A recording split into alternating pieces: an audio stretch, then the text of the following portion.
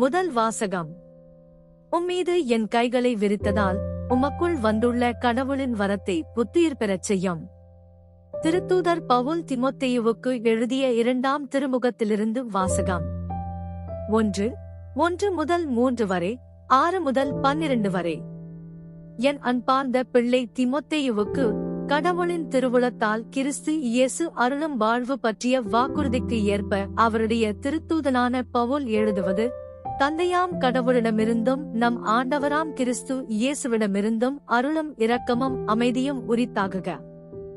என் முன்னோரைப் போன்று தூய்மையான மனச்சான்றுடன் கடவுளுக்கு பணியாற்றும் நான் அவருக்கு நன்றி கூறுகிறேன்.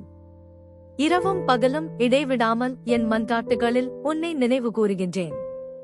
உன் மீது என் கைகளை வைத்து திருப்பணியில் அமர்த்திய போது உனக்குள் எழுந்த கடவுளின் அருள்கொடையினை தூண்டி எழுப்புமாறு நினைவுறுத்துகிறேன். கடவுள் நமக்கு கோழை உள்ளத்தினை அல்ல, வல்லமையும் அன்பும் கட்டுப்பாடும் கொண்ட உள்ளத்தையே வழங்கியுள்ளார். எனவே நம் ஆண்டவருக்கு நீ சான்று பகர்வதைக் குறித்தோ அவர் பொருட்டு நான் கைதியாக இருப்பதைக் குறித்தோ வெட்கமடைய தேவையில்லை. கடவுளின் வல்லமைக்கேற்ப நற்செய்தியின் பொருட்டு துன்பத்தில் என்னுடன் பங்குகொள். அவர் நம் செயல்களை முன்னிட்டு அல்ல, காலங்களுக்கு முந்திய தமது தீர்மானத்தின்படி கிறிஸ்து இயேசு வழியாக நமக்கு அளிக்கப்பட்ட அருளின்படி நம்மை மீட்டுள்ளார், நமக்கு தூய அழைப்பு விடுத்துள்ளார். நம் மீட்பராகிய கிறிஸ்து இயேசு உலகில் தோன்றியதன் மூலம் இப்போது அருள் வெளிப்பட்டுள்ளது. அவர் சாவை அழித்து அழியா வாழ்வை நற்செய்தியின் வழியாக ஒளிரச் செய்தார். அந்த நற்செய்தியை அறிவிப்பவனாகவும் திருத்தூதனாகவும் போதகனாகவும் நான் ஏற்படுத்தப்பட்டுள்ளேன். இதன் பொருட்டே நான் இவ்வாறு துன்புற்று வருகிறேன், எனினும் வெட்கமுறுவதில்லை. ஏனெனில் நான் யாரிடம் நம்பிக்கை கொண்டுள்ளேன் என அறிவேன். அவர் என்னிடம் ஒப்படைத்ததை இறுதி நாள் வரை காத்திட வல்லவர் என்கிற உறுதியான நம்பிக்கை எனக்கு உண்டு. ஆண்டவரின் அருள்வாக்கு. இறைவனுக்கு நன்றி. நற்செய்தி வாசகம். அவர் வாழ்வோரின் கடவுள், இறந்தோரின் கடவுள் அல்லர். மார்க்கு எழுதிய தூய நற்செய்தியிலிருந்து வாசகம். 12:18 முதல் 27 வரை.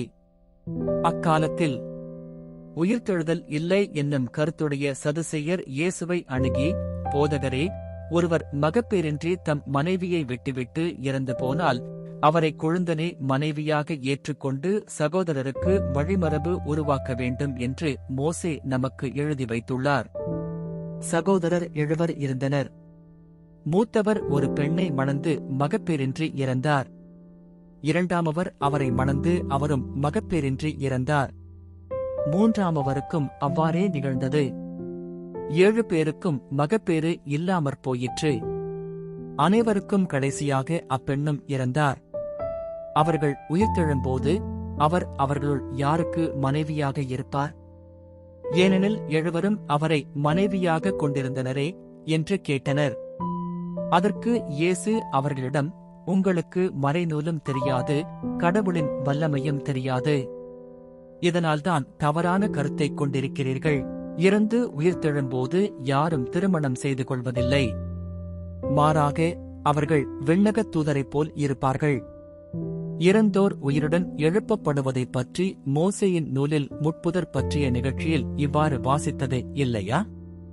ஆபிரகாமின் கடவுள், ஈசாக்கின் கடவுள், யாக்கோபின் கடவுள் நானே என்று கடவுள் அவரிடம் சொன்னாரே.